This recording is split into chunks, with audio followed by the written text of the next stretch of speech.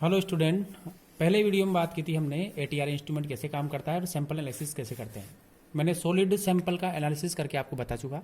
आज हम बात करेंगे कि लिक्विड सैंपल अगर हो आपके पास तो एटीआर में कैसे उसको एनालिसिस करते हैं और कैसे हमें डाटा मिलता है। तो आपके सामने दिखाई दे रहा है जो एटीआर इंस्ट्रूमेंट है, एज ए प्रोब भी है और सैंपलर भी है। यहाँ पर सैंपल पुटअप करते हैं। एक क्रिस्टल होता है जो सिलीनियम का और या डायमंड्स का बना होता है। एक थर्मल सोर्स होता है। थर्मल सोर्स से जो एडिशन आती है वो क्रिस्टल पर गिरती है और क्रिस्टल पे आपके ऊपर यहाँ पर क्रिस्टल के ऊपर एक सैंपल रखा होता है जो कि लिक्विड भी हो सकता है और सॉलिड भी हो सकता है। आज हम लिक्विड सैंपल एनालिसिस करके बताएंगे आपको। साथ में एक प्रोब होती है जो कि सॉलिड सैंपल होता है, जो पाउडर फॉर्म में होता है, उसको एक थिन लेयर प्लेट बनाने में काम आता है। वैसे अगर लिक्विड सैंपल होता है तो इस क्रिस्टल पे बाई ड्रॉप हम रख देते हैं जिससे कि एज ए थिन लेयर उसका बन जाता है, तो इस प्रोब की रिक्वायरमेंट नहीं होती है। साथ में एक ओपस सॉफ्टवेयर है जिसमें कई ऑप्शंस हैं आपके, file, edit, window, measurement and manipulation and evolution. तो इसमें मेजर और मैनिपुलेशन और एवोल्यूशन आपके स्टार्टिंग में यूज आते हैं। तो सबसे पहले हम मेजर में जाते हैं, सेटअप मेजरमेंट करते हैं। सेटअप मेजरमेंट में बेसिक जो होती है वो सैंपल का डिस्क्रिप्शन देना होता है। सैंपल का नाम दे सकते हैं हम एस। और एडवांस में जाने के बाद में आपको पाथ सेव करना होता है। पाथ मीन्स होता है आपका डाटा कौन सी फाइल में और किस जगह पर सेव होगा। सपोज आपने कोई सैंपल का एनालिसिस किया, चाहे वो लिक्विड हो या चाहे वो सॉलिड हो, वहाँ पर आपको आवश्यकता होती है डाटा कहाँ जनरेट होने के बाद में कहाँ सेव होगा। तो इसके अंदर पाथ देना पड़ेगा आपको।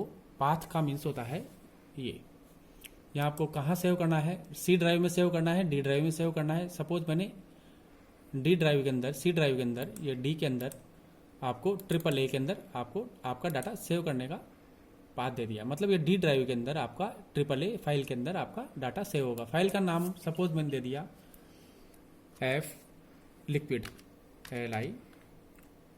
LIQUID, लिक्विड नाम से आपका हमने फाइल का नाम दे दिया। रेजोल्यूशन 4 का रखा जाता है, डिफॉल्ट सेटिंग है। Sample scan time 24 time, means 24 time में कोई भी सैंपल होगा, चाहे लिक्विड सैंपल हो चाहे सॉलिड सैंपल हो, 24 टाइम्स स्कैन करने के बाद में आपको एवरेज रिजल्ट आपको शो करेगा। बैकग्राउंड स्कैन मोस्टली एफटीआर के अंदर जो होता है वो बैकग्राउंड स्कैन केबीआर डिस्क का होता है, परंतु यहाँ पर एटीआर एक न्यू टेक्निक्स है, तो वहाँ पर एयर का बैकग्राउंड स्कैन किया जाता है। 24 टाइम वो एयर का बैकग्राउंड स्कैन करेगा और आपको एवरेज रिजल्ट देगा। नीचे आपका ऑप्शन है save data form. Save data form होता है किस रेंज में आपको डाटा लेना है, मीन्स 4000 से 600 सेंटीमीटर इनवर्स हमने मिड IR रेंज रखा है। That is the function group region. यहाँ पर आपको जो सैंपल का है फंक्शन ग्रुप का आइडेंटिफिकेशन करना होता है कि कौन सा फंक्शन ग्रुप किस जगह एब्जॉर्बेंस करता है, वहाँ पर आपका पीक मिलेगा। तो उस पीक के द्वारा हम आइडेंटिफाई करते हैं कि कौन सा फंक्शनल ग्रुप इसमें प्रेजेंट है। तो हमने डाटा सेव कर रखा है 4000 टू 600 सेंटीमीटर इनवर्स। आप इसको चेंज भी कर सकते हैं, नियर IR रेंज में भी आपका डाटा मतलब रेंज लिख सकते हैं, और फार IR रेंज में भी आपको डाटा यहाँ पर वेवलेंथ रेंज लिख सकते हैं। हमने यहाँ पर लिख रखा है 4000 centimetre inverse to 600 centimetre, that is the for mid IR region. Result spectrum means absorbance and transmitted mode. Mostly FTIR के अंदर ट्रांसमिटेड मोड में डाटा लिया जाता है। तो ट्रांसमिटेड मोड में अगर आप चाहें एज पर रिक्वायरमेंट आप एब्जॉर्बेंस मोड में भी आपको डाटा प्रोवाइड हो सकता है। तो आपको जिस तरह की रिक्वायरमेंट है उस तरह का आप यहाँ पर रिजल्ट स्पेक्ट्रम ले सकते हैं। ट्रांसमिटेड मोड में ले सकते हैं और एब्जॉर्बेंस मोड में ले सकते हैं। ये करने के बाद में आपको डाटा नीचे लिखा हुआ है एक्सेप्ट एंड एग्जिट। अब आपको मेजर में वापस जाना है और स्पेक्ट मेजरमेंट में जाना है। मेजरमेंट में जाने के बाद में एक स्लाइड है, आपका सैंपल नेम दिया आपने SSS और नीचे लिखा हुआ है स्टार्ट बैकग्राउंड स्कैन। मोस्टली क्या होता है FTR हो या ATR हो, आपको या कोई भी इंस्ट्रूमेंट चलाने से पहले, कोई भी सैंपल एनालिसिस करने से पहले आपको एज ए ब्लैंक का रन करना होता है। तो यहाँ आपको बैकग्राउंड रन करना पड़ेगा। एज ए KBR का हम FTR के अंदर करते हैं। ATR एक न्यू इंस्ट्रूमेंट है, मॉडिफाई इंस्ट्रूमेंट, एडवांस इंस्ट्रूमेंट है। तो इसमें एयर का बैकग्राउंड लिया जाता है। तो हम यहाँ पर एयर का बैकग्राउंड लेंगे। एयर का बैकग्राउंड में आप स्टार्ट बैकग्राउंड क्लिक, तो यह नीचे आएगा 24 टाइम ये बैकग्राउंड स्कैन करेगा। स्कैन करने के बाद में आपको स्टार्ट सैंपल मेजरमेंट, आपको सैंपल पुटअप करना पड़ेगा सैंपलर पे, और उसके बाद में आपको सैंपल पे क्लिक करना पड़ेगा, सैंपल रन करना पड़ेगा। तो हम अभी आप जो इंस्ट्रूमेंट चल रहा है वो है बैकग्राउंड स्कैन। बैकग्राउंड स्कैन करने के 24 टाइम बैकग्राउंड स्कैन। मोस्टली क्या होता है KBR और ये यूज़ लेने में, या KBR हाइग्रोस्कोपिक है, तो फर्स्ट तो इम्पोर्टेंट KBR का इसमें यूज़ नहीं है। तो पहला तो एरर के चांसेस बहुत कम है। तो आपके पास रन हो गया अब आपको स्टार्ट सैंपल मेजरमेंट करना है। तो हमारे पास एक लिक्विड सैंपल है, लिक्विड सैंपल को रखेंगे यहाँ पर, डालेंगे, और डालने के बाद में हम इसको एनालिसिस स्टार्ट सैंपल मेजरमेंट पर क्लिक करेंगे। एक लिक्विड सैंपल है, हमारे पास एक लिक्विड सैंपल है, दैट इज हमें पता है एज ए नॉन सैंपल है, as a ethanol.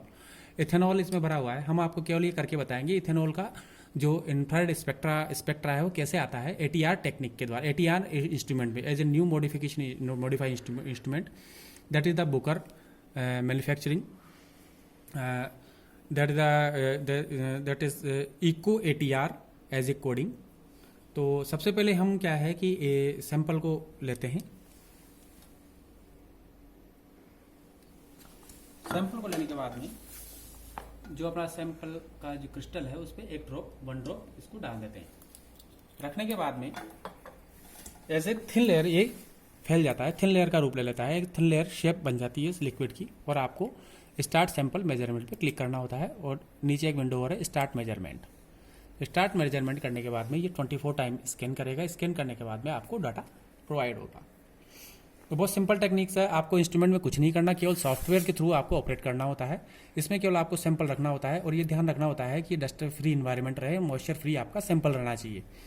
Liquid sample है, हो सकता है वो किस सॉल्वेंट में बना हुआ है वो ध्यान रखना आवश्यक है, कि आपका ग्रेटिंग जो क्रिस्टल बना हुआ है वो किस मटेरियल का बना है, ये आपको इंपॉर्टेंट है कि किस मटेरियल का। इसका वॉशिंग कैसे किया जाता है, इसको सबसे पहले वॉश करके और रखना होता है।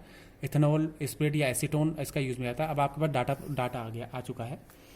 ये आपका जो लिक्विड है एज ए नॉन सैंपल लिया था हमने, as a ethanol, that is the broad peak, जो पीक आ रहा है that is a broad peak. Broad peak means OH में 3400 के आसपास पीक आता है। तो प्रत्येक पीक एक फंक्शनल ग्रुप को आइडेंटिफाई, मतलब फंक्शनल ग्रुप को प्रत्येक जो पीक है that is this peak and this peak and this peak and this peak, ये प्रत्येक फंक्शनल ग्रुप को एक अपना,